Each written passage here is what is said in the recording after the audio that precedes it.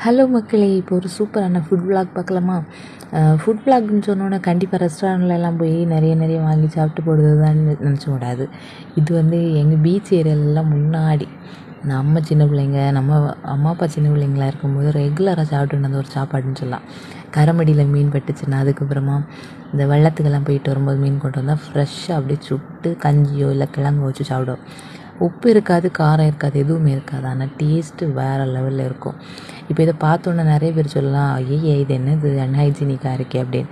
ஆனால் அந்த டாபிக்கெல்லாம் வர்றதுக்கு நான் விரும்பலை. ஏன்னா இந்த காலத்தில் ஹைஜீனிக்கு அது இதுன்னு பார்த்து தின்னும்போது இருக்க நோய் எல்லாமே அந்த காலத்தில் ஹைஜீனிக் இல்லாமல் இந்த மாதிரி கறியில் போட்டு சுட்டு தின்ன காலத்துலலாம் இல்லை. ஸோ அந்த டாப்பிக்கை விடுவோம். இதை எப்படி சுடணும்னா, பச்சை மட்டை இருக்கே அதை அங்கோட்டி இங்கோட்டி அடுப்பில் குறுக்கால வச்சுட்டு இந்த மீனெல்லாம் வரிசை அதுக்கு மேலே அடுக்கி அடியில் தீப்படும். கண்டிப்பாக பச்சை மட்டை எடுங்க. இதே காஞ்சதை எடுத்தோன்னே என்ன ஆகும் தெரியுமா?